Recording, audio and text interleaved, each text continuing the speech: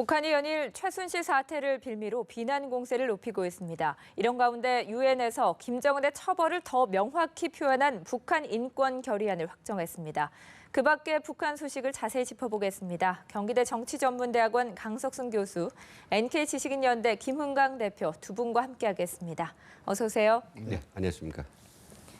네, 북한이 최순실 씨의 국정 개입 파문을 계기로 연일 대남 비난 공세를 이어가고 있습니다. 비극적인 만루를 피할 수 없다라고 하면서 점점 수위를 높여가고 있는 상황인데요.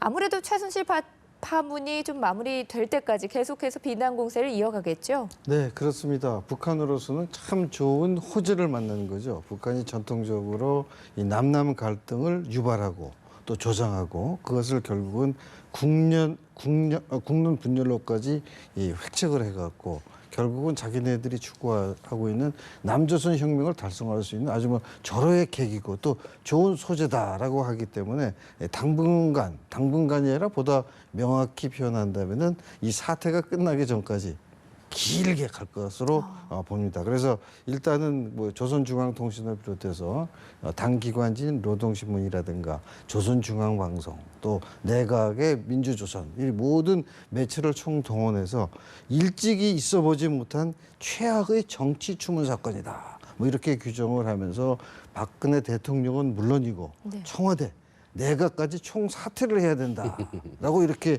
추동을 하고 있는 겁니다. 그래서 이 사태가 종결될 때까지는 가면 갈수록 그 도가 심해지고 박 대통령의 실명을 거명하면서 원색적 비난의 도를 자꾸 이렇게 높일 것으로 저는 그렇게 보입니다.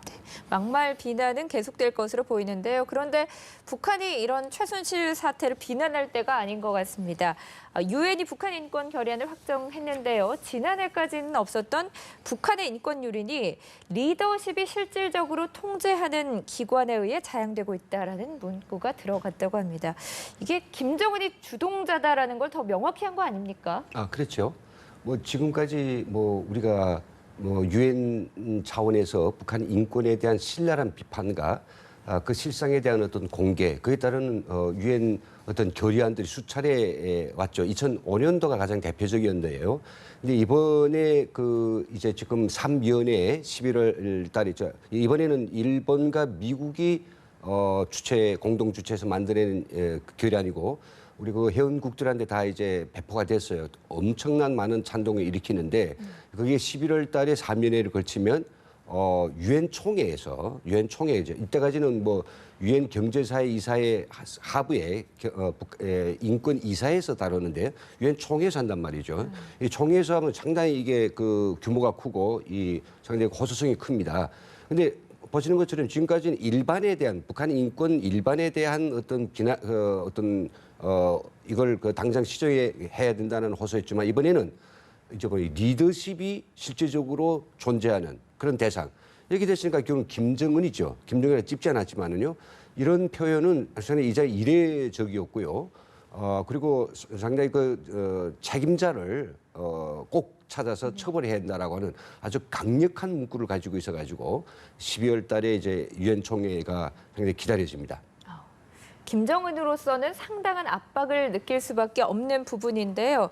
그런데 남북 대화를 촉구하는 내용은 빠졌다고 합니다. 그러니까 남북이 빠지고 대화가 좀 더 주목되는 내용이 실렸다는 건데 왜 이렇게 문구가 수정이 된 겁니까? 네, 조금 전에 우리 김 대표께서 말씀을 하셨지만 북한의 인권 상황이 열악하다. 네. 또 열악하게 만든 장본인 김정은에 대한 이 국제적인 강력한 규탄이 일고 있지 않습니까? 이런 가운데 작년에는 이제 문구를 보게 되면은 인권 상황 개선을 위한 대화의 중요성에 주목한다. 이렇게 이제 표현을 하지 않았습니까? 네. 그래서 작년과 올해 아직 확정되지는 않았지만 유엔 3인권 이제 상정이 될 걸로 예정이 되는데 일단 직접적인 대화를 강조를 하지 않은 것은 일단 지금 국제사회에서 대북 제재에 올인하고 있는 거 아니겠습니까? 그래서 이 국제사회 분위기가 대화를 위한 대화는 현 시점에서 볼 때 적절하지도 않고 네. 또 현실적이지도 않다라는 국제적인 분위기를 반영을 해서 한 거지 특별히 대화를 강조하지 않았다고 해서 대화에 대한 의미가 없는 것은 아닙니다. 그래서 다만 현 시점이 이제는 북한이 이런 인권을 악랄하게 유린하는 이런 정권 자체가 이 지구상에서 함께 갈 수 없다는 국제적인 어떤 분위기랄까 그런 것이 반영됐기 때문에 구체적으로 대화를 언급을 하지 않아도 그것보다 더한 의미가 숨겨져 있는 것이다. 저는 그렇게 보고 싶습니다. 네, 일각에서는 우리가 대화는 배제한 채 어떤 제재에만 방점을 찍고 있기 때문에 이게 빠진 게 아니냐. 우리가 앞으로 북한의 인권을 개선하기 위한 중재자 역할에 좀 제한이 걸리는 거 아니냐라는 우려도 있던데 이 부분에 대해서는 그건 이제 우리가 보시나요? 상대방하고 얘기를 하거나 네. 국가 간의 관계에서 이렇게 정책 같은 거 협의를 할 때 이 겉모습으로 드러나는 것만 보면 그럴 것 같지만 네. 그 속에 있는 게 중요하지 않습니까? 무슨 뜻을 함유하고 있느냐. 그러니까 그런 측면에서 봐야지 지금 말씀하신 대로 이렇게 겉모습만 보고 하는 것은 저는 좀 섣부른 판단이 아닌가 이렇게 평가하고 싶습니다. 네, 그렇군요. 자, 이렇게 인권 문제로 유엔과 국제사회 압박을 받고 있는 김정은.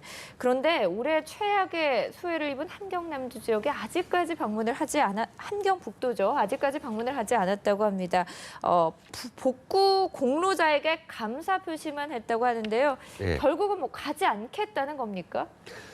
지금 갈 형편이 사실 못 됐습니다. 네. 우리가 일부 언론들이 북한의 북부 지역의 수해가 상당히 많이 복구됐고 주민 생활이 안정화된 것처럼 이제 약간의 오보가 나오지만 사실은요. 뭐 한 40% 개선해서 지금 뭔가 아주 보기 흉하고 그리고 이제 교통이 너무 막혀 있는 이런 구간을 기본적으로 했고 그리고 또 참 웃기는 건요. 이제 혹시나 김정일이 온다고 하면 큰 대도로변을 따라서 그 변두리만을 좀 살랑살랑 했을 뿐이죠. 왜냐하면 그걸 하려고 하면요. 제대로 하려고 하면 평양의 여명거리 건설에 들어가는 건설 물자를 여명거리를 중단하고 사실 그래야 되지 않겠어요? 네. 그다 이제 여기에 가져와 가지고 제대로 해야 되는데 여명거리는 자기 치적을 위한 뭐 정말 어떤 하나의 중요한 아이콘으로 생각하고 있고요. 이 북부 지역에 있는 주민들은 주민이 아니니까 그러니까 자기 국민이 아니라고도 생각할 수 있어요. 김정은 경우에는 그러다 보니까 이제 그쪽에 투자를 안 하기 때문에 결국은 날램식으로 그냥 이 썩비리 그다음에 뭐 진흙 이렇게 해서 삼합토라는 거라서 대강 지금 버무리고 있거든요. 이런 것들을 잘 알고 있는 김정은으로서는 네. 차마 내려갈 수 없는 거죠. 그래서 이제 뭐 한 가지 이제 그 국유지책으로 내놓은 것이 자기가 아주 큰 관심이 있는 양 선물을 보낸 건데요. 선물은 뭐 외국산 뭐 이렇게 밀가루, 쌀, 소고기, 뭐 기름 이런 거래요. 근데 이게 지금 거기에 지금 뭐 한 끼 한 끼가 어려워서 한지에 나앉다시피 한 주민들이 간 게 아니라 군인들한테 갔어요. 예, 군인들한테 주면서 뭐 좀 모범 열성자들 좀 갔겠죠. 결국은 김정일이 사실상 뭐 이 북한 그 북부 지역 주민들의 어떤 피해에 어떤 아량의 마음은 고사하고 그거를 통해서도 자기의 어떤 뭐 치적을 자랑하려고 하는 이런 그 수단으로 쓰고 있다는 것이 너무 가증스럽습니다. 김정은은 계속해서 애민 지도자를 표방하고 있지만 정말 과연 이런 모습이 애민 지도자인가 그렇죠. 다시 한번 의문을 갖게 합니다. 자, 이런 가운데 북한의 노동신문이 미국의 대북 제재로 인해서 인민의 생존권이 통째로 강탈당했다라면서 비난의 강도를 높였습니다.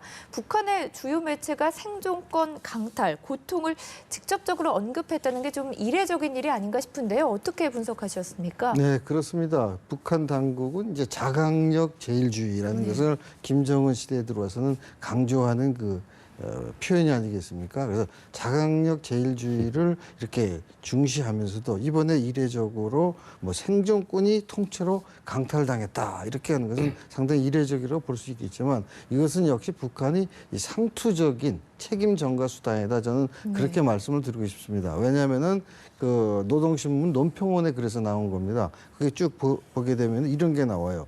지금 말씀하신 대로 미국의 대북 제재는 워딩 그대로 제가 읽어볼게요.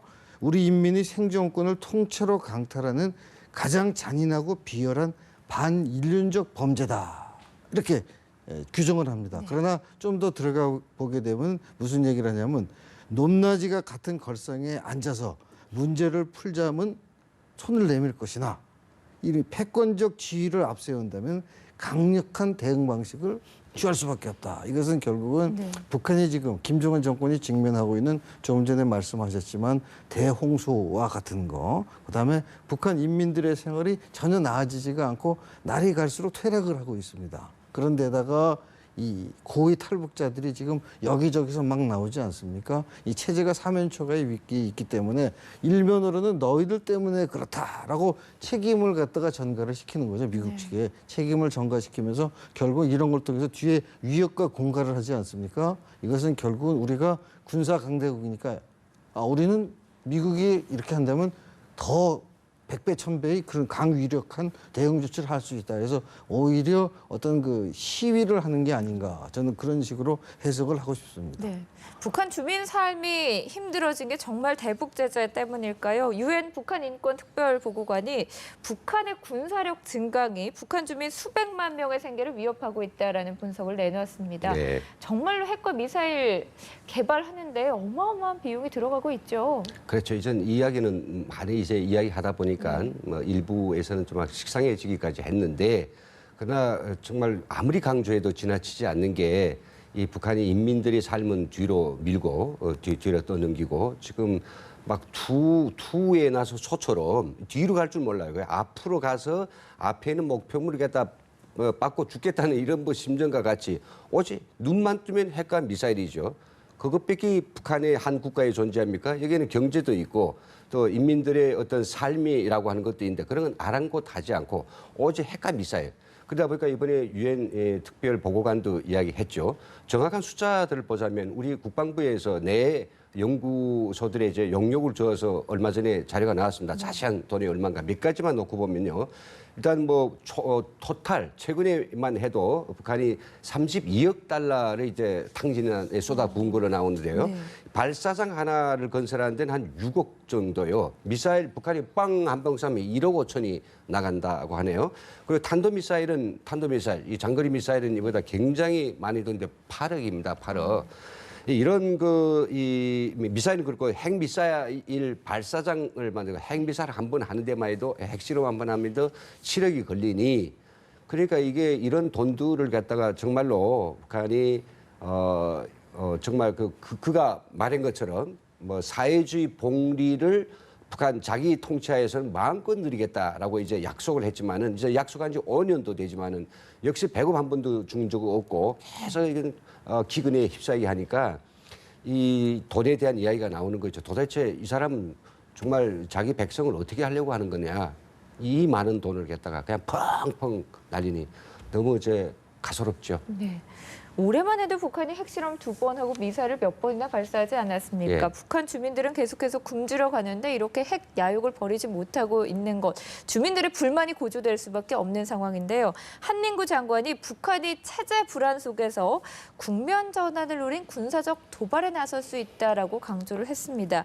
그러니까 체제가 불안하다는 게 결국은 체제 결속력이 약화됐다 이렇게 표현을 할 수 있겠습니까? 네, 그렇습니다. 한민구 장관께서 오늘 오전이죠. 정군 주요 지휘관 회의에서 네. 이제 북한의 현상을 이렇게 분석을 해주셨는데 지금 이렇게 이 고양이가 아무리 쥐를 잡아먹는 존재지만 그 잡아먹히는 쥐가 궁지에 몰리게 되면은 고양이한테 죽기 살기로 덤벼드는 거 아니겠습니까? 그래서 네. 한 장관께서 말씀하시는 것은 북한이 조금 전에 제가 말씀드렸듯이 사면초가에 아주 어려운 입장이 있기 때문에 그런 그 어려운 입장을 인민들을 대상으로 해서 타개하기 위한 가장 좋은 수단은 바로 군사 강국을 강조를 하면서 그 인민들에게 내부 체제 결속 또 국론 결집을 할 수 있는 그런 그 좋은 계기가 바로 이 한 장관께서 말씀하신 이 북한의 도발이라는 겁니다. 네. 도발을 재행함으로 인해서 정당성을 부여하고 그리고 인민들을 안심을 시키고